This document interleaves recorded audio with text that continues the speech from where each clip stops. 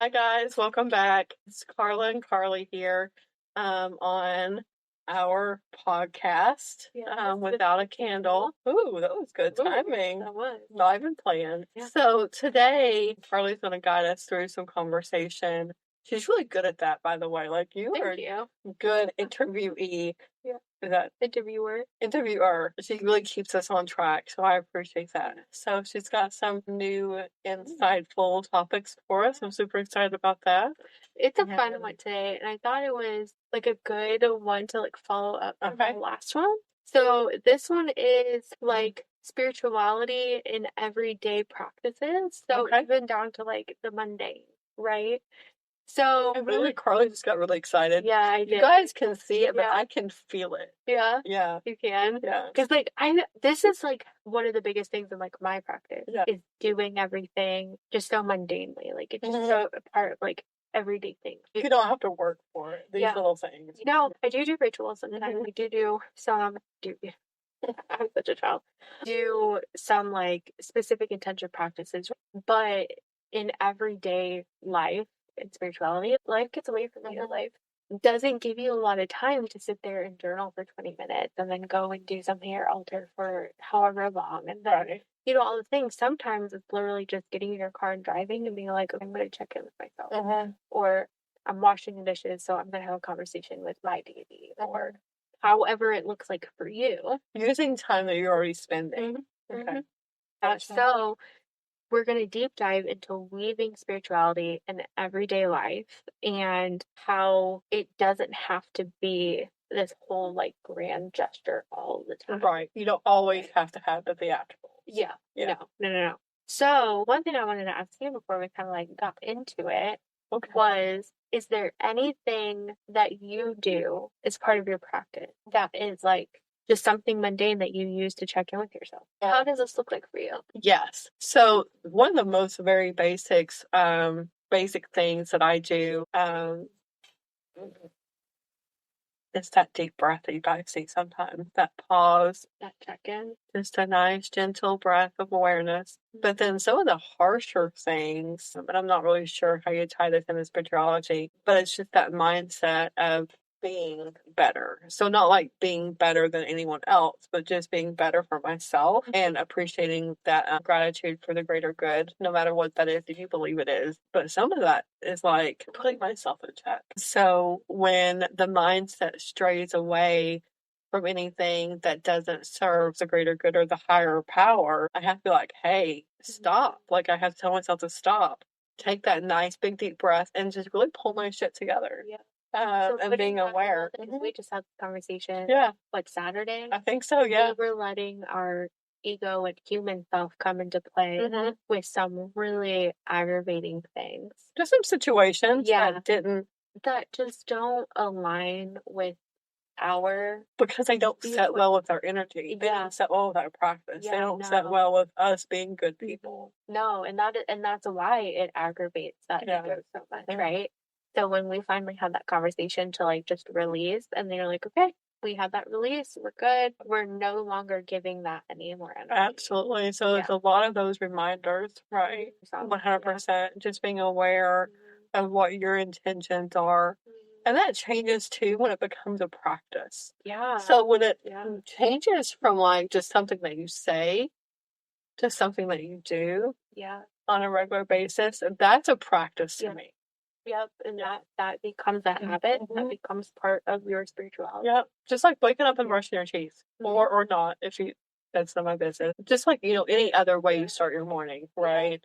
It becomes part of who you are. So from the outside looking in on you, one thing that I would, if somebody were to come and ask me, what does Karla practice? I would say that nourishing your body and honoring your body is such a huge part of your spirituality journey. Yeah. Because you are constantly like, okay, I'm checking in with myself. My gut don't feel good. My head doesn't feel like whatever it is that day. Right. And you're like, okay, I'm gonna go do the research. These are all the tools I have. This is what I'm gonna do. And you do that. So Sarah from Earth Alchemy, if you guys don't know Sarah yet, you probably will. But she uses the phrase self-inventory. I really like that. Okay. Self-inventory. Just like the same way you would go to your cupboards and see, okay, like, do I have bread? Do I have, all these things? Yeah. You would go to your body and be like, okay, so this is what I have. This is what I don't have. This is how I feel. That, those kinds of things. Have I had water? Whatever. So I appreciate that, because that's something I would not pay attention to. Like, I don't realize that that's part of, but you're not wrong. Right. It's part of your spiritual practice. Mm-hmm. I like that. Some little examples that I want to give people on how they could incorporate their spiritual practice with everyday life is I chose 3 different topics. So the first one is just going out in nature, going on a walk. Mm-hmm. So how would you incorporate spirituality just by walking, right? Even just walking from like our store down to like Cordial or anywhere. Can I change that for a second? Yeah. So, like, Karlie, and this may be one of those things that, like, from the outside looking in, I notice, but you don't notice. You have 3 trees in your backyard. Mm-hmm. And so you often, like, sit out there with Weston or take the dogs out to use the bathroom. And that's part of your awareness, that you are aware of them when you're out and about in your yard, I do. They are part of my practice. I do talk to them quite frequently. But back to your question, just on like those minor walks, like down to our favorite coffee shop and those kind of things. Do you have any examples of how you could turn that like 2-minute walk into a spiritual check-in? Well, there's a practice around meditation, and that there's like meditative walks, right? Where you're just like, definitely not the one I've been going to the meeting last week. That was not meditative walk. No. So where you're really just noticing the things around you, right? Maybe you're looking up at the building windows and you're just taking your time. Everything in for what it is, not just as a thing. Appreciation. A different awareness around it. There'll be times where I'm even driving downtown and I'll look up at the top of the building. I'm like, oh, I've never noticed the date up there. Interesting. I need to go back and like figure out why that date is why that's there. Yeah. So she's a safe driver. It usually, but just just awarenesses. But I think I get where you're going. Yeah. The awareness. Had thought that speaking intention in every footstep you have. Yeah. So let's say I'm going down there for my morning coffee or a bagel or whatever. I'm gonna set my intention for the day because it's the start of my day, right? Or maybe it's the end of my day and I'm going to go down there to like just pick something up. What am I going to like set my attention to? Right? Just taking a moment of you're walking, pay attention to your footsteps and just set intention. Realizing that they have purpose, The other day when I think I was locked in front of the car. Well, the day after that, where we were both like kind of hungry, but I really wanted something. Mm-hmm. And so the intention for that, whether it was spoken or even known in the moment, was for us to have a moment together. Oh, okay. And for us to it was fun and playful and okay, we'll go.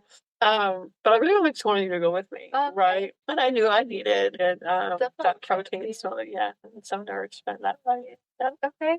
So the other thing that I thought of is when you're out in nature and you're on a walk, forge mindfully. So really take note of what you're forging for. And maybe you're not forging for anything in particular, and that wasn't your intention, but you end up on your walk finding something. Like a little trinket. Oh, yeah. Like, okay, yes. And like appreciate it for what it is, right? The other thing is just simply listening.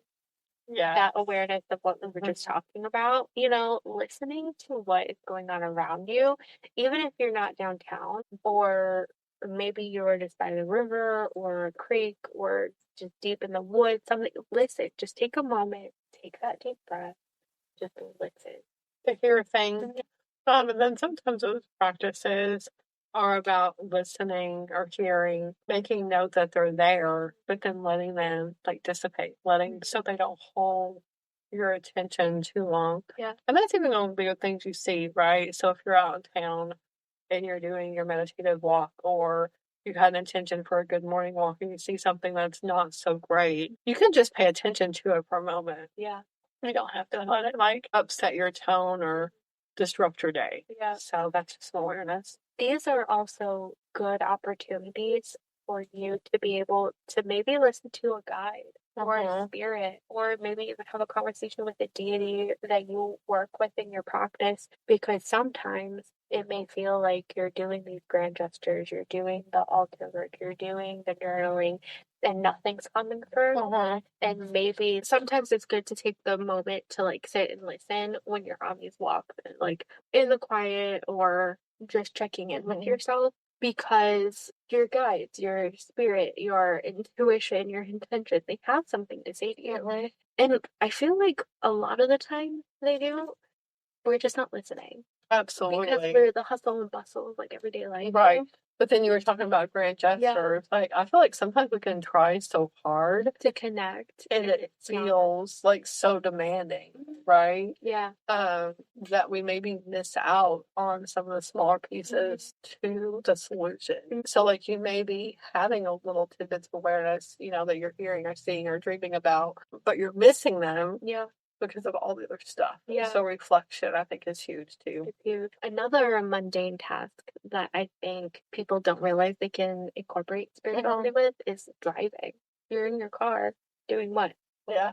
Nothing. Well, most people waste time in their car. No. Not that all music is a waste of time. But so interesting you mentioned music, because I had a thought of, if you are listening to music, set intention with the songs you're listening to. Because there's a message in everything, right?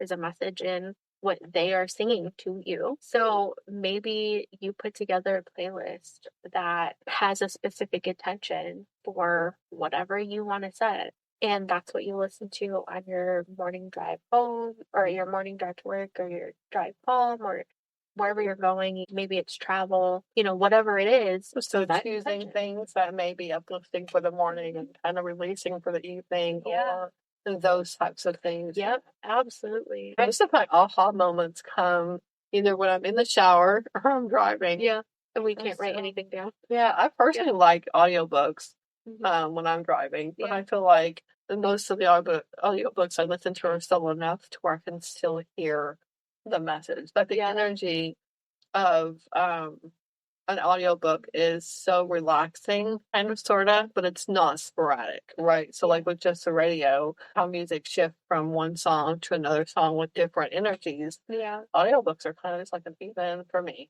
Even modern time. Yeah. Going like that. Let's see that ground. Oh, yes. Love getting lost. Yeah. Because that's also spiritual in itself, of, you know, taking a moment to be aware of things, right? Seeing things from a different viewpoint, experiencing something new. You take a lot of in when you are looking, right? Yeah. Not just looking to look, but looking to see. Yes. It's kind of like not just hearing, not just listening to listen, but listening to hear. Yeah. Am I saying that right, or is it backwards? It's almost like the same concept of listening to crap. I know what you're talking about. Like listening to understand or something like that. Listening to understand versus listening to respond. Yeah. Same thing. It's the same thing, because then it gives you a different perspective and like a deeper meaning and like what you're actually like ingesting, you know. Another thing that I like to do when I'm driving is using stops as like check-in. So like if I am like at a stop a long trip, or like just anytime, just here and two. But wherever. So like if I come to a stoplight and I'm at a stoplight, I'll use that to kind of like check in with myself, because I feel like the in-betweens of when I'm physically driving is when I zone out the most and I lose, right? At least that's for me in my practice. Every time I'm at a stop, I feel like that's pulling me out of that like tunnel vision. Yeah. And I'm able to like check in with myself and take that deep breath and be like, okay, let's refocus. That pause. Yeah. Against the pause. And then also, because we travel a lot, we're in the car for long periods of time, using traffic to recite affirmations. Okay. So this is something new that I've started, is if I can see on the GPS that there's like a 6 to 8 minute or however long like delay is, I'll come up with something, and that would be my focus for like that specific like time frame. Versus road rage. Yep. Because it gets so aggravating, especially going through Indianapolis. No, thank you. Yeah. So that's a new practice. Off the top of your head, what would be one of your favorite affirmations? I am who I am, and I don't have to be anybody else. Gotcha. And that is also something new for me because I don't share the same ideology as a lot of people in my family, and that is okay. But when we go back to visit, reminding myself that I don't have to be anybody else other than myself. That you can just be Karlie. Yeah. Yeah. And not that they're horrible to be around or anything, but just definitely like different viewpoints. And sometimes you do need that personal check-in of, hey, I am, and that's okay. If no one else gets it, I do. You know. So definitely using, and maybe you need that if you're going into work. Maybe you need that going into an interview. I don't know. Grocery shopping. Oh gosh, yes. I know you hate grocery shopping. Yeah. But speaking of grocery shopping, grocery stores is the next example I had. Oh, was it really? Mundane Okay. things. Yeah. Yeah. This kind of goes back to your spiritual practice, just a tiny bit of when you're going and selecting foods or produce, most of the time we all have a list of like what we already are gonna buy, right? But sometimes we're choosing produce just for the sake of fresh, right? Right. So something to keep in mind when you're doing that is, or even just choosing maybe fresh over processed. How it's going to feel, like how it's going to feel later, How is right? it going to nourish you? Yeah. How is this going to nourish me today? And being intentional about that. Absolutely. The other big thing was, and I kind of chuckled at myself when I envisioned this one, was literally thanking, Mother Earth for all of the sustenance, the food that we have in our stores, processed or not, That you have the option. that we have the option, right? And it made me chuckle because when I was writing this down, I envisioned me standing in like an aisle, just randomly next to like the ranch dressing. I'm like, thank you. Yeah, it's funny. Yeah. Well, I'm sure some of those things came from the earth, Yeah. right? Some of those ingredients did. Yeah. But even if not, the knowledge to compose those ingredients, I mean, Yeah. it came from energy somewhere. Yeah, they did. And then the last thing that I thought would be beneficial for the mundane is at checkout. Right now, money is a huge stressor for a lot of people, right? Yeah. So instead of thinking of it as a stressor, kind of rewire that viewpoint in thinking of money as an energy exchange. Absolutely. We talk a lot about energy exchange and how it doesn't always have to be monetary. Yeah. And then with changing or switching that mindset a little bit, visualizing abundance and gratitude, right? Because you're in a store buying something you did not. Absolutely. And that money exchange, that money energy is allowing you to get abundance in food, right? No matter what that type of food looks like. Absolutely. Or it doesn't have to be food. It can be, the paper towels. There's just something you need. There's a need there, right? Right. So trying to switch the narrative, negative to positive. Well, because I also believe and teach that where you spend your attention or your awareness is where what grows, right? So if you have a mindset of scarcity, like, oh, I don't have enough for this, I can't afford this. I'm not saying that some of those cases aren't true occasionally, but that's always your dialogue, and that's going to always be your truth. Yeah. Right? Yeah. Going back just a moment and discussing how things like grocery shopping or choosing where I consume food plays into my practice as well. Yeah. It's that energy is everywhere. And we've had a conversation on this and maybe again later, but that energy leaves imprints. Right, like that's something I believe when I teach. So if Karlie's having a shit day and she's like fumbling through all the apples that fell out and she's trying to pick them all up, now she has left, in my practice and my belief, she has left an energy imprint of her experience. So sometimes there may be no rhyme or reason to why a certain produce not feels, but feels a certain way that day. Yeah.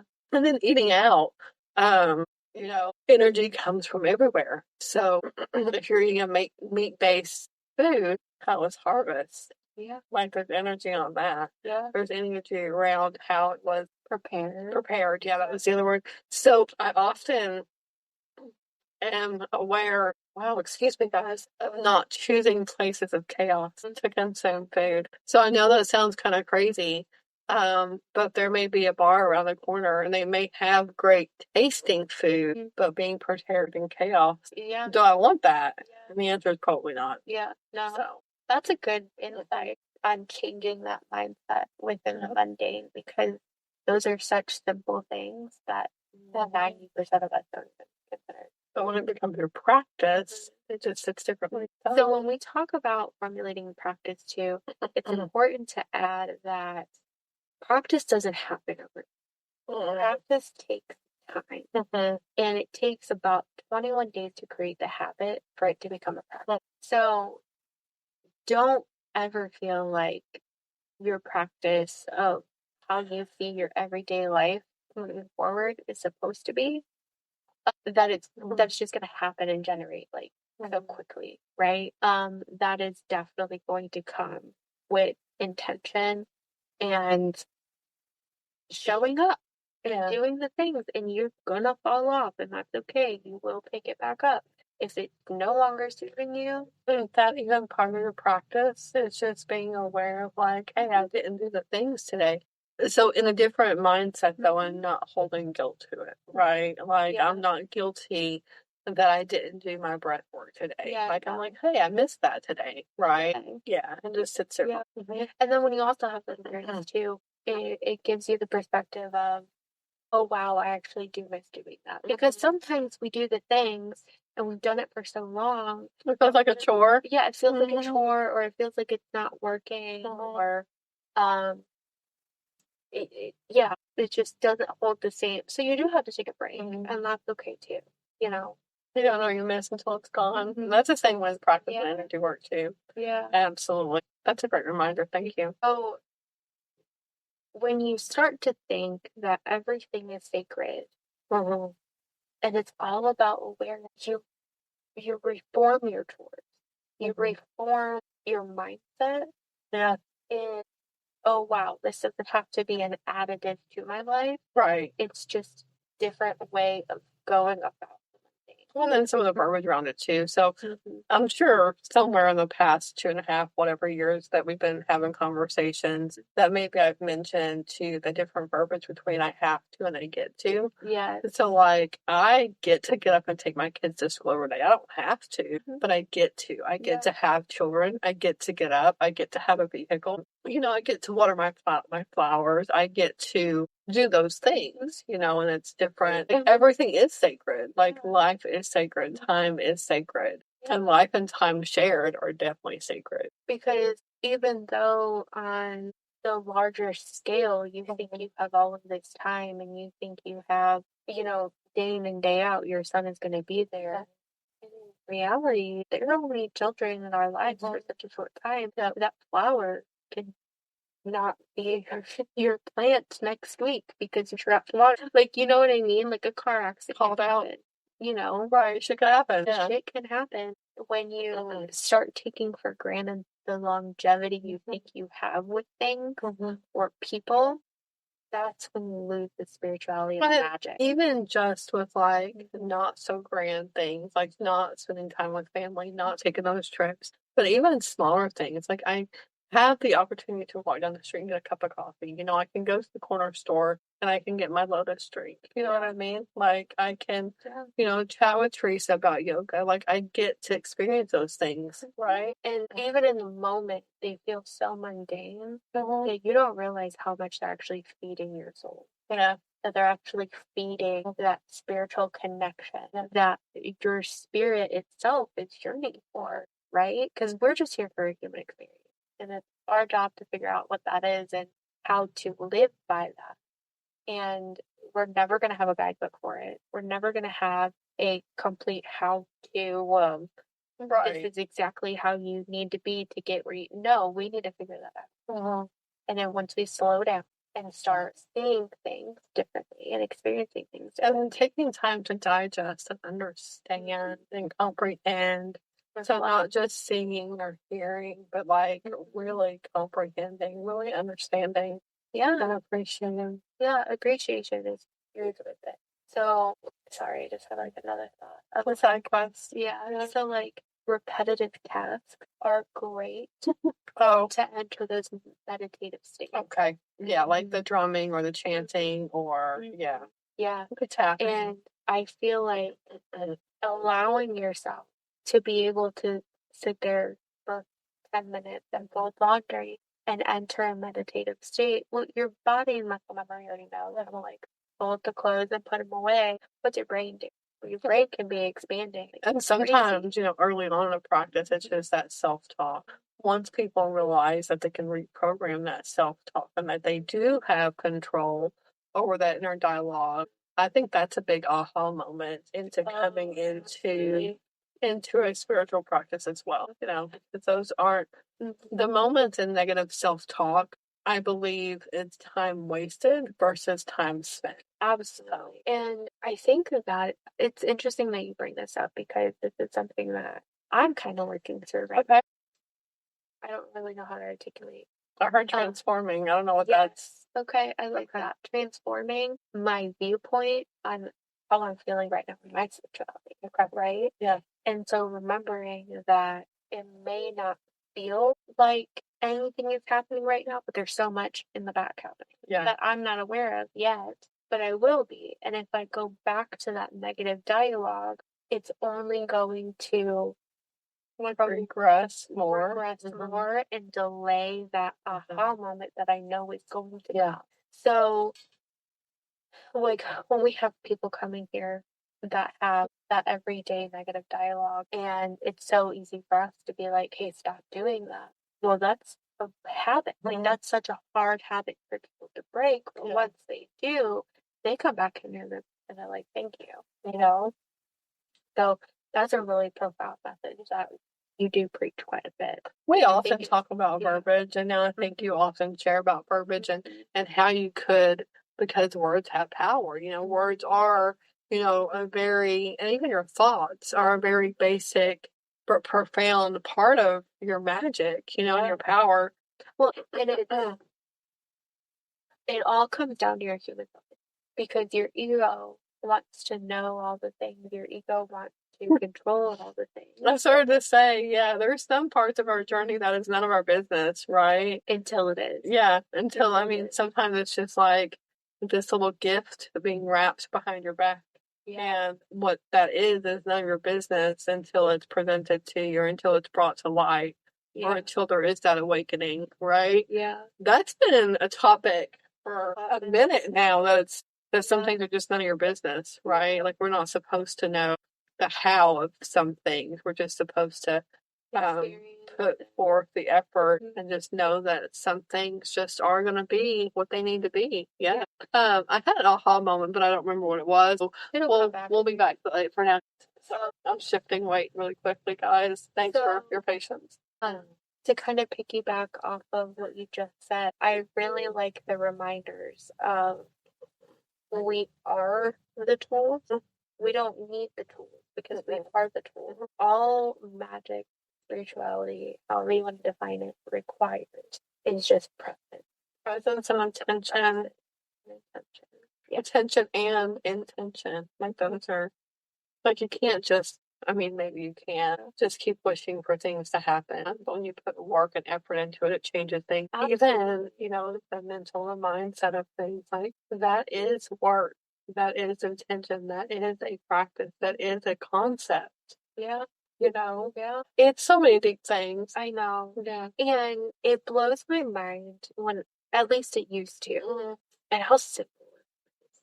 Right? You know what I mean? Yes. Like when I first started getting into my spirituality and with digging and doing the research and watching the videos and having numerous conversations with so many people, at the end of the day, yes, there's so much information, but it's literally all the same. Did that piss you off a little? Yes and no, in a way, because it's like, this is all that I've been missing. Like, I thought this was, like, there was more. Does that make any sense? Like, a little bit. Like, there is more to come. There is more magic. There is more to learn. But the road to get there isn't that hard. No, it is so simple. And but you know what? This is probably another topic too. There's no money in not having grand gestures. There's no money in not having all the things. Yeah. There's no money in gatekeeping. There isn't. Man, that's it differently. Yeah. Yeah. So use your practice as your space, right? Bless your space, no matter where that space is. Make mundane moments your altar. You don't have to, like, you can. Most of us do. We do have an altar, some way, shape, or form.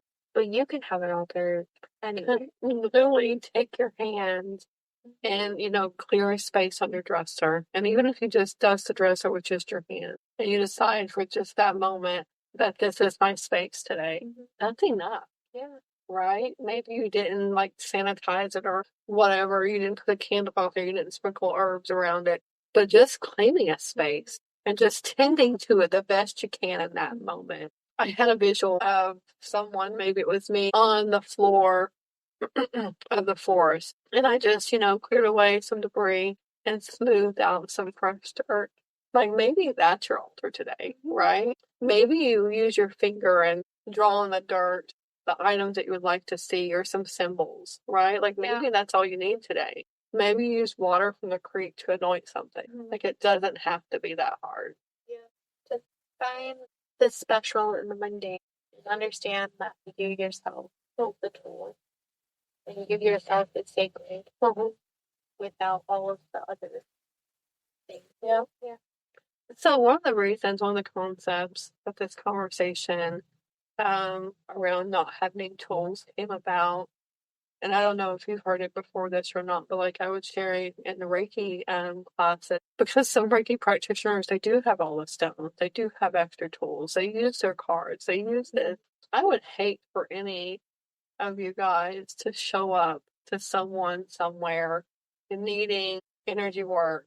And you're like, oh, I can't. I don't have my things. You're really not going to help someone or something or some place or some space because you don't have your tools. You are the tool. Just like in Reiki, the universal energy flows through each and every one of us. And that's really what it comes down to. Yeah.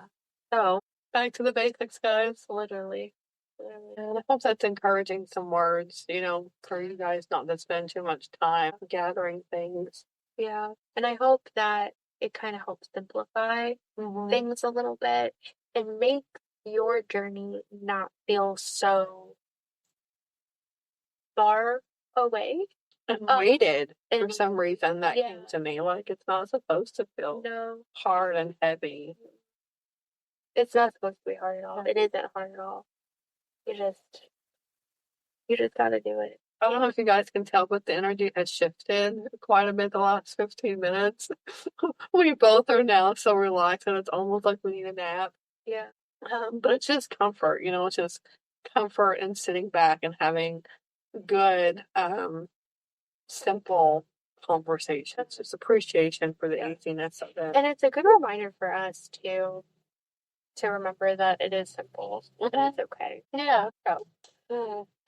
If you feel the need to share anything, please feel free to. We love for you guys to reach out and share any questions or insight you may have on this topic. The next episode, I don't know what that topic will be, but I'm sure it will be just as interesting. And thank you again for listening, supporting, and encouraging. We greatly appreciate you guys because without you, we wouldn't be doing there wouldn't be a need for us.